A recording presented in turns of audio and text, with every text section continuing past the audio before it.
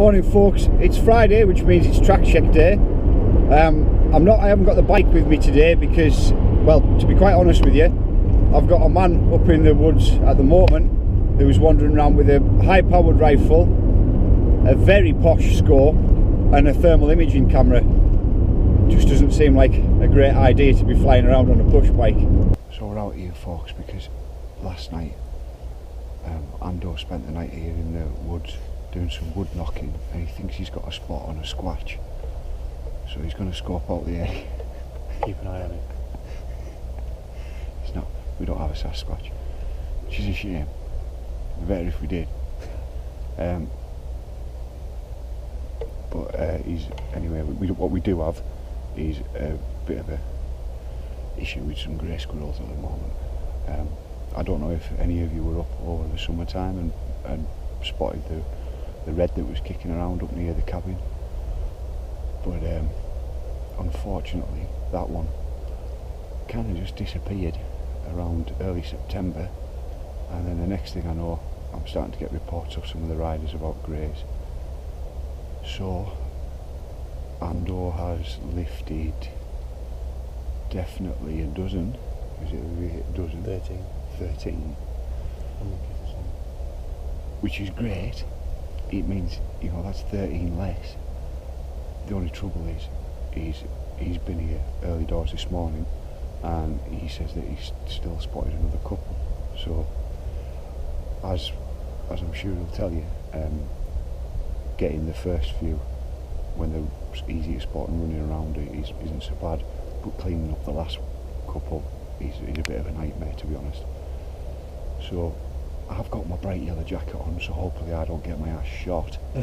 And I'm going to go and continue on and go and check the tracks. So I'm going to leave you here, bud. Aye, nice one. And we'll catch up with you later on. Have a good one. Right, so just in order to add a bit of context, I get, if I accidentally run over a rabbit or something on a country road, I get bummed out for a couple of days afterwards. I'm not really big into the idea of killing things. However, as far as the grey squirrels go, let me just duck under it. As far as the grey squirrels go, they're American. They were introduced to this country, and we've got to be really careful about the population and the well-being of our native reds, of which we've still got some kicking around in Cumbria. You know, down south, to be fair, they're not really there, but certainly in urban areas they're not really there. But we do have pockets of them here, so we do have a bit of a duty of care to look after them. And although I'm not big into the idea of shooting the greys, after seeing a couple of I should explain. I'm presuming that everybody knows, but of course not everybody knows. The greys carry around a virus with them, a pox virus, and they're not harmed by this virus, or they're not susceptible to the effects of it, but they are carriers, and they're bigger than the reds, and when they come into contact they'll often fight over food or territory, and they can transfer this pox to the reds. Well, the greys aren't affected, but the reds are very affected, and it goes for their eyes, and it just makes so like a horrible disease, makes a real mess of them. So essentially the greys are, if they had rat-like tails and weren't as fluffy and nice, probably everybody would have a very different viewpoint on them. But as I mentioned earlier, we have had pockets of reds in here, and we really have to, we really got to look after them and try and make it so that we can have more reds and a better habitat for them again. So, it's a bit of a tricky situation. Not something I like to dwell on or think about, but it needs done. So I suppose which makes it all the more tricky. Anyway, Muggins here doesn't have to pop them and kill them, so Ando will do that. Yosemite Sam's up there staking them out. So just giving you a quick weather update. I've got zero idea what's going on at the moment. That's tomorrow, that's Saturday. Then find Sunday. And Sunday's not raining either. I've got an update for you on the viral cam prototype testing, and the update is that I've broken it. Now, many of you that know me watching this will be like, well, you see Ben, this is why you can't have nice things. Now, they're a smart bunch, the guys over at Wildcam, so I do wonder if all part of this was planned.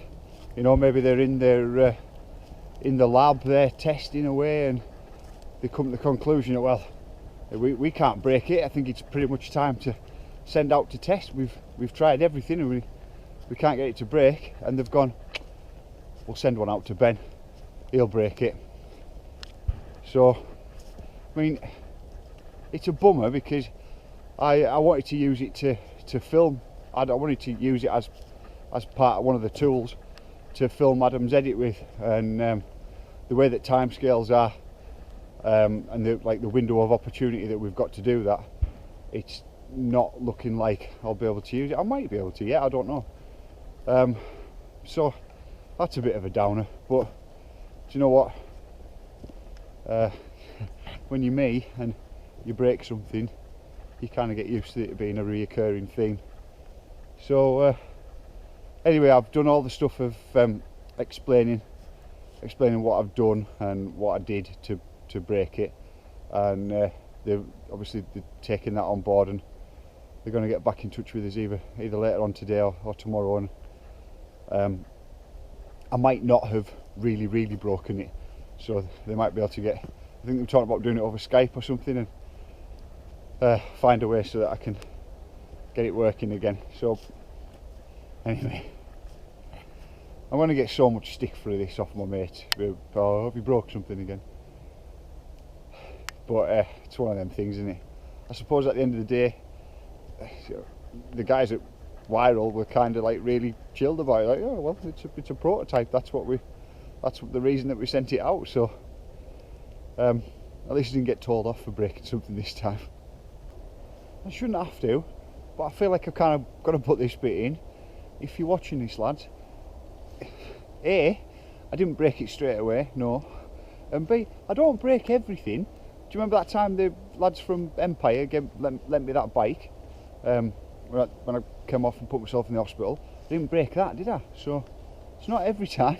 So on to track conditions. I mean, I know I keep saying this, and touch wood, but I'm constantly surprised by this for December, considering what last December was like.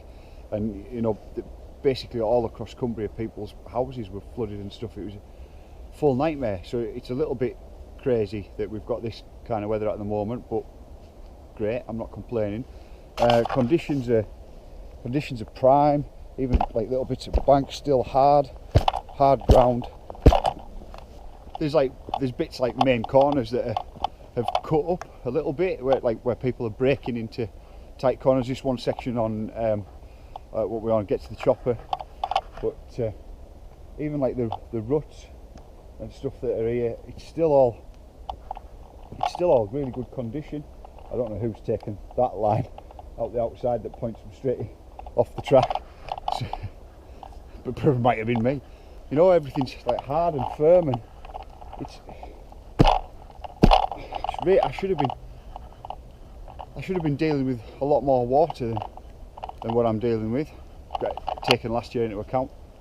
But you know, we're not, so riding conditions are great. I have to admit to being a bit bummed out that I'm not riding today. I wanted to make riding across the tracks and checking them on a Friday on my bike as a bit of an ongoing, not a tradition, but like as a working method, as a way of doing things. However, having Ando in with the rifle today, having me zooming around on tracks and having difficulty keeping track of where I might be, and me not knowing where he is, not really the safest thing to do, is it? Anyway, I wouldn't allow him in and shooting while you guys are in here, so it doesn't make a lot of sense for me to be riding in here. Still, the way that the tracks are looking, would have been good today.